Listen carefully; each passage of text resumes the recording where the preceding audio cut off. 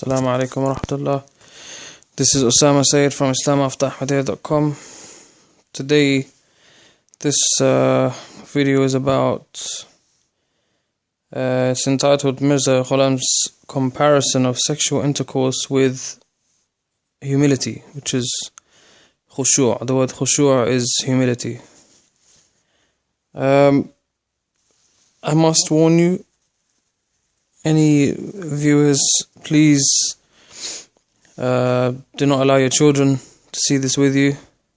If you've got anybody who you feel shouldn't be hearing this, please make sure they don't hear it with you, because it's very explicit, it's filthy. It's very shocking as well. I mean, if any Ahmadis are going to listen to this, you're going to be extremely shocked to the point that you're probably going to think someone's lying about, someone's made this up. But I assure you, you're going to see the references on screen, and I'm going to say them to you as well before I read. Me and my colleagues, we found these things. I saw this after I left Ahmadiyya anyway. So obviously when myself and others who left, we dug further after we left to see how bad Mirza Ghulam's writings were. How far did it go? Where did it start? Where does it stop? So we discovered this stuff as well. It's really, really shocking, and please understand that I've warned you. And now I'll start.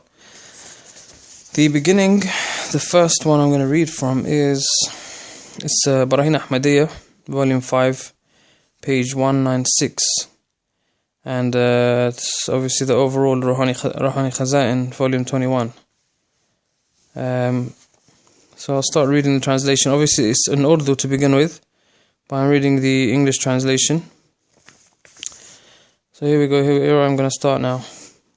And then another resemblance in khushu' and sperm. And it is this, that when a person's sperm enters inside his wife or inside any other woman, so the entering of the sperm into the vulva and movement in the form of ejaculation is like crying. Just like in the condition of khushu' results in crying. And just like the sperm jumps uncontrollably to take the form of ejaculation, the same is the situation with crying at the height of khushu', that the tears jump out of the eye. And just like the pleasure / ecstasy of ejaculation is sometimes halal form when a man makes love to his wife, and sometimes it can be in the haram form when a man makes love to a prostitute. It is the same case with khushu' and tenderness of the heart and crying. In other words, sometimes khushu' and tenderness of the heart is only for the one God who has no partner, without any contamination of bid'ah and shirk. So in this way, this ecstasy / pleasure or of tenderness is halal. But sometimes khushu' and softness of heart and its ecstasy or pleasure are due to bid'ah or in worshipping creations or gods and goddesses. But this ecstasy or pleasure is similar to adultery. Now further down that page, you also see it states, it is even written in the book of Allah Ta'ala that even in the next life these two pleasures will be present, but they will develop so much similarity that they will become one. Meaning, in the next life, if a person loves and has intercourse with his wife, he won't be able to differentiate if he made love to his wife or if he was indulged in immense love of God. Astaghfirullah. And those who get in contact with the Almighty experience the same feeling in this world, which worldly people whose inner eye is not opened cannot understand. To be fair, dear viewers, I actually feel very sick from reading this. I mean, it's really, really sickening. I feel like throwing up, to be very honest with you. To hear this man saying such thing and attributing it to Allah and to bring it to khushu', the lowest, the point, when we feel our most humble, when we have the most humility possible, is, for example, when you're doing in your sujood, for example, or when you're doing dua to Allah and you're crying, for like, let's say you've got some serious problems, or you've got some, someone who's really ill in your family and you're really crying and you forget, you don't care about the whole world. You don't care about anything material, but you're praying to Allah in the most humble form possible. This person is comparing that to the ejaculation of sperm, and when sperm comes out of the penis, within a woman, and all this disgusting filth that he's saying. This is supposed to be a prophet of the Ahmadiyya organization. This is their prophet. This is the person who says that he's the second coming of Sayyidina Muhammad sallallahu alaihi wasallam. This is supposed to be the Mahdi. This man. All Ahmadis are probably very shocked, very, very shocked if they're watching this, because you've never heard of this. You've never heard of it, to the point that you think this is probably some manufactured lie. It is not. It's in the references that I've just mentioned. You'll never see it on MTA. You'll never see a murabbi of yours or your missionaries or any of these people telling you this stuff. In fact, your parents probably haven't even seen. I don't think even your grandparents haven't even seen this before. Please go and check it. I'll move on now with another example. Inshallah, I can have the stomach for it, because I'm feeling a little bit sick from saying this kind of thing. The reference here, it's Barahin Ahmadiyya part 5, page 193, and that's Ruhani Khaza'in, volume 21. I'll begin now. Thus, immersion in the remembrance of Allah, which is called khushu', is similar to that state of sperm when it gets a form of ejaculation and drops into female genitals, and there is no doubt it is a great time of ecstasy in physical state. However, just the falling of that drop of semen inwards does not necessitate a relationship between the womb and that sperm, so that it is attracted towards the womb. Thus, similarly, spiritual enthusiasm and the state of khushu' does not necessitate that such a person will have connection with the kind Lord and will be attracted to him. Rather, as the sperm gets into the vulva of a whore through adultery, then the person dropping the sperm gets the same delight as he gets with his wife. Thus, the state of khushu' and enthusiasm of idol worshippers is similar to that of adulterers.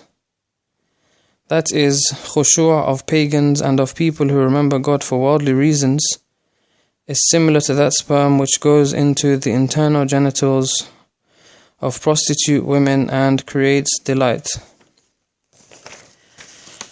I don't know where to begin. I can handle a lot of things, to be fair with you. This is just very, very sickening. It's very, very sickening. I need Ahmadis and people thinking about joining Ahmadiyya to really think about this clearly. This is what your prophet, this is Mirza Ghulam Ahmad of Qadian, the person that you say Zindabad and you do all these nare takbirs for in your jalsas, the person that you've got the picture of in all of your homes, the person that your leader, this Khalifa of yours, keeps saying Hazrat Saab and all these kind of titles that they've got. This is what Mirza Ghulam Ahmad of Qadian wrote. He has compared such a beautiful thing in life, a beautiful state of a human being, his khushu', his humility, to the shooting of the sperm out of the penis. The filthy act, of sexual intercourse, which we have to go and do ghusl after, because it's clearly not a clean thing. He's comparing that to humility, to khushu'. Inappropriate is not even a strong enough word. It's disgusting, it's filthy, it's unacceptable, it's un-Islamic. And to say such things that it's in the book of Allah. Show me where, oh liar, Mirza Ghulam, you liar. Where in the book of Allah does it say such stuff? Where in the book of Allah does it say such stuff? Just like his other lies where he says Qadian is mentioned in the Quran. You Ahmadis out there, you answer this for me. Show me where in the Quran it says this. What you're going to tell me? It says, not find the Quran, it mentions the sperm drop. It doesn't say that talking about sexual intercourse and graphic details. And it doesn't bloody compare humility to sexual intercourse. So when I'm doing sujood or when I'm doing da'at to Allah, He is telling me that I'm supposed to be remembering this sort of comparison now. So Ahmadis out there, and anybody even thinking about joining Ahmadiyya, if you're listening to this, ask yourself, can this person be from Allah subhanahu wa ta'ala? Can this person be from the same Allah that sent us the Quran and Sayyidina Muhammad and all the other great prophets? Does this man even fit into it? Does he fit into the category of an amazing character, a strong personality? No, he doesn't. His character was disgusting. He was very, very, very filthy. He was very disgusting. He wished death on people all the time. People who didn't agree with him, he wished death rather than wishing mercy on them. You people, you today, Ahmadis today, never forget that I was Ahmadi as well before, okay? So I was part of your group before. You are fooled and you are deceived by the current image of Ahmadiyya, the current image that you see on MTA, the current image that you see this Mirza Masroor, this leader of the Ahmadiyya organization, coming with his looking all squeaky clean and looking like he doesn't make any faults or anything like that. You're fooled by all of this stuff. And you are fooled also by the false confidence that your missionaries and all your people in MTA, they give you false confidence because they keep telling you, ooh, these ghair Ahmadis, or they're so in the wrong path, they don't know anything. All these scholars today, they don't understand anything. But you're on the right path. We have the true Islam. If only they would understand about the death of Jesus. This has got nothing to do with that. This has got nothing to do with death of Jesus or Khatam Nabiin. These are your two crucial points that you love talking about, your missionaries and all these people love talking about. This is the character of Mirza Ghulam Ahmad. This is the number one thing you check before you see if Ahmadiyya is valid or not. So I need all of you to think about this stuff very clearly and consider it. What kind of a prophet of Allah would say such a thing? A normal scholar would not say such a thing. A sane person would not say such a thing. I have read it and it has made me sick. I feel like I want to throw up. I had to read it and I had to be very patient. And I still feel sick to this moment in time, even though it was a few minutes ago since I've read it. No one, not even a person who calls himself a writer of Islam, wouldn't even say such a thing. And you are taking you're making him into a prophet of Allah? He is not a prophet of Allah. He was never sent by Allah at all. He just made his own position. He had all these things, dreams or whatever, or hallucinations or delusions, and he just sat there thinking this is from God. And your grandparents or your great-grandparents got sucked into Ahmadiyya and you're born into it. It's not your fault. Check it up. It's not your fault. Check Ahmadiyya out and make sure that you're on the right path. If you want to be a proper Muslim, check what Mirza Ghulam Ahmad has written. And I assure you will find that it's unacceptable. And then you can leave Ahmadiyya and join Islam. Because you think you're in a true Islam because of the current image of Ahmadiyya. You have to understand the difference between the current image of Ahmadiyya and the original beliefs and writings of Mirza Ghulam, who made your group. He is the foundation of Ahmadiyya. He's your prophet. Without Mirza Ghulam, you don't have Ahmadiyya. So I urge you to go and read all these things and check them for yourself. There are several other areas where Mirza Ghulam talks about his impotence. He's written it, and also even in Sirat al-Mahdi, which wasn't written by him, it's mentioned there. In Mirza Ghulam, in his own book, Tiryaq al-Qulub, Rouhani Khazan, volume 15, page 203, Mirza says, at the time of marriage, my heart and brain were very weak and I was suffering with dizziness. Because of these I had sadness of the heart and the absence of sexual power. Mirza had the absence of sexual power. You ask yourself, there's nothing wrong with someone having, someone who's impotent. Yeah, that's an illness. That's a very sad illness. But this is a prophet of God. Why the heck does he have to write this down for? Why do you have to write it down for? This is what you Ahmadis are there. You have to ask yourself this now. Because your missionaries are going to sit there giving you all sorts of reasoning and all sorts of things to tell you that this is fine. And, it's a scientific thing. Why they're making such a big deal? Why on earth does he have to write it down? Why does he have to talk about the fact that he cannot get an erection? Why does he have to talk about that? Which kind of prophet of Allah in the history of mankind, in the history of all of these prophets that we accept in Islam, show me anyone who sits there talking about this. Show me any of these prophets who sat there writing books, just to let you know, just an additional point. Show me any of these prophets who sat there writing books and selling them as well. And this man, not only does he write the books, he writes this kind of thing that he can't get an erection. He writes that in his book. There's even in Sirat al-Mahdi, there's even it's written there that Mirza Ghulam had a wet dream whilst on a journey. Why on earth do you need to write that down for? You had a wet dream on your journey, and they saw fit that Mirza Ghulam he had a wet dream on a journey, and they see fit that it's a good thing to write in a book. This is Mirza Ghulam, who's supposed to be rejuvenating Islam. The one who's making Islam great again, removing innovations. Is this the greatness of Islam? Is this the kind of thing based upon he has made a claim of saying he's the second coming of Sayyidina Muhammad, and then his coming is actually greater? It's more akmal, more ashad, and more complete, more fierce than Sayyidina Muhammad's coming? This is the kind of thing he's written. And brought you things like Chanda, and brought you things like Bahishti Makbara. All these things that don't exist in Islam. Ahmadis out there, a lot of you don't even know them. No, this doesn't exist in Islam. Mirza Ghulam made this himself. Most of his early years, he was a normal Muslim, and then I don't know what happened to his brain. He either saw it as a money-making scheme, make a community and take money off people, sell books, or he was just deluded. I don't know. So he's either a liar or he was deluded. So this is the kind of thing that Mirza Ghulam has written, and your people on MTA and all these missionaries and all these people tell you he came to rejuvenate Islam.